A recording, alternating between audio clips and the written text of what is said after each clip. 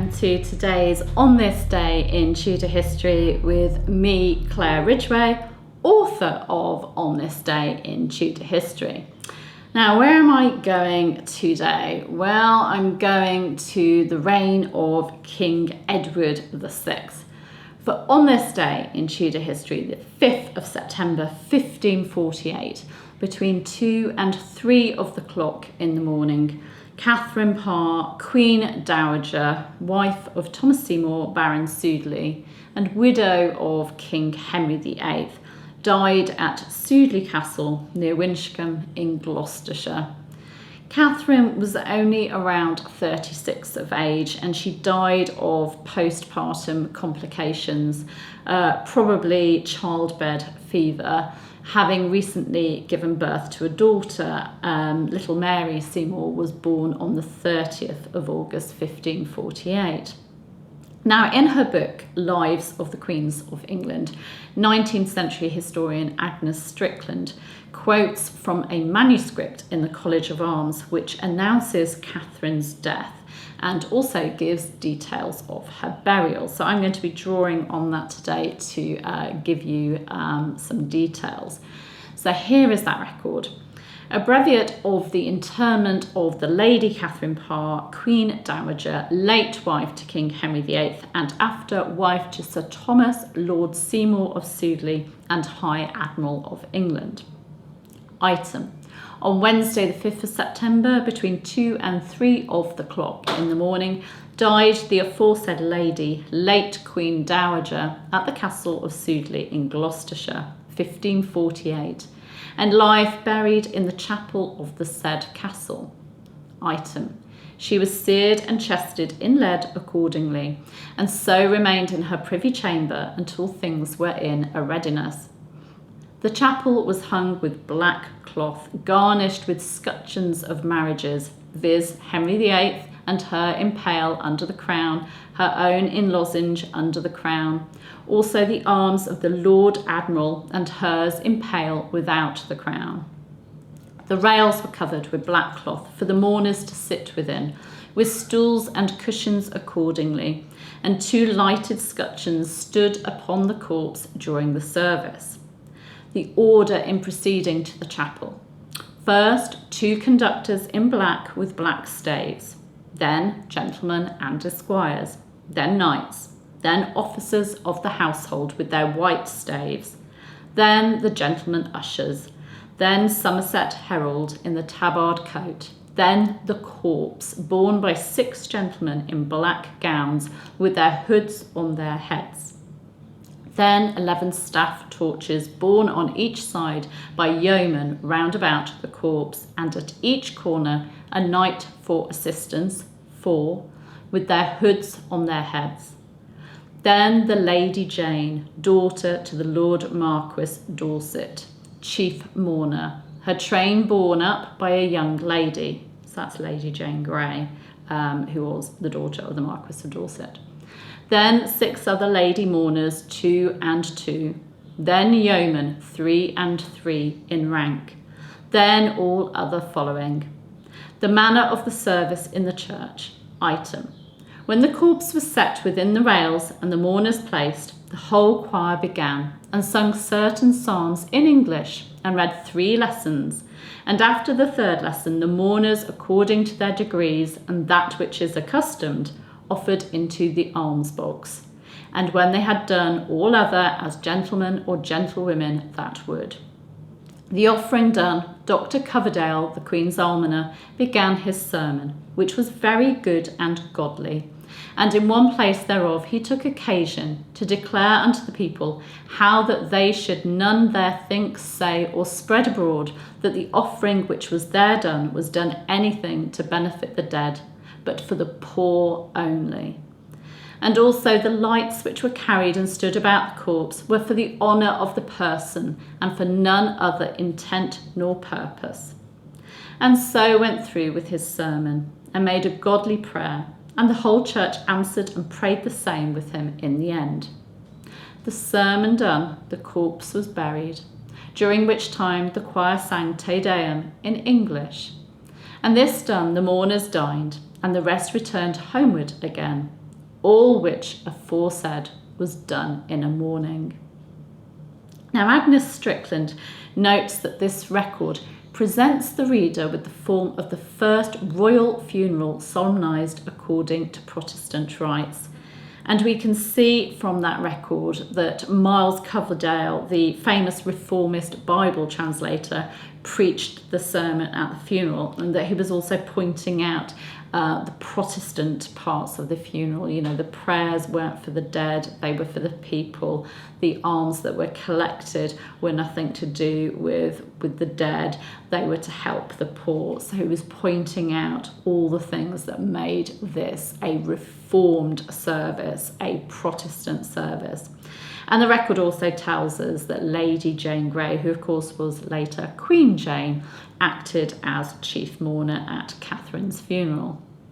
Strickland goes on to give a translation by an anonymous author of the epitaph written in Latin by John Parkhurst, who was Catherine's chaplain and who also was the future Bishop of Norwich. So he wrote, "In this new tomb the royal Catherine lies, flower of her sex, renowned, great and wise, a wife by every nuptial virtue known, a faithful partner once of Henry's throne. To Seymour next her plighted hand she yields, Seymour who Neptune's trident justly wields. From him a beauteous daughter blessed her arms, an infant copy of her parents' charms. When now 7 days this infant flower had bloomed, heaven in its wrath the mother's soul resumed." So that was an epitaph to Catherine, who of course died just a few days after giving birth to little Mary. Now, Strickland goes on to say that Catherine was originally interred on the north side of the altar of what was then the splendid chapel of Sudeley Castle, and a mural tablet of sculptured alabaster was placed above her tomb. Unfortunately, the chapel at Sudeley did fall into ruin along with the castle, actually. It was badly affected, the whole place was badly affected in the Civil War, and Catherine's tomb ended up being lost. But in May 1782, some ladies visited Sudeley Castle to investigate the chapel ruins. On finding a large block of alabaster on the north wall, they concluded that it might well be part of a monument that had once stood there. So they decided to investigate. They dug up the ground in that area, and not far from the surface, they discovered a leaden envelope. They opened this envelope in 2 places and found that it contained human remains, those of Queen Catherine Parr, and amazingly, because they had been sealed up in this leaden envelope, they were very, very well preserved. In fright, these ladies did nothing more apart from ordering it to be covered once again with earth. However, later that summer, John Lucas, who rented that piece of land, dug the coffin up and found that it was inscribed KP. Here lieth Queen Catherine, wife to King Henry VIII, and the wife of Thomas, Lord of Sudeley, High Admiral of England, and uncle to King Edward VI. When the man opened the coffin, he found Catherine's remains. He found that they had been completely preserved. Unfortunately, according to Agnes Strickland, 2 years later, the royal remains were taken out of the coffin and irreverently thrown on a heap of rubbish and exposed to public view. That's what Strickland writes. A witness told of how the body was dressed in costly burial clothes, including shoes, and described the Queen's appearance. All her proportions extremely delicate, and she particularly noticed that traces of beauty were still perceptible in the countenance, of which the features were at that time perfect. The remains were reinterred, but then exhumed and examined once again in October 1786 by Reverend Treadway Nash. He found now that the face was totally decayed because, of course, the remains, they'd been the leaden envelope had been opened up, air had got to the remains, but that the body was perfect.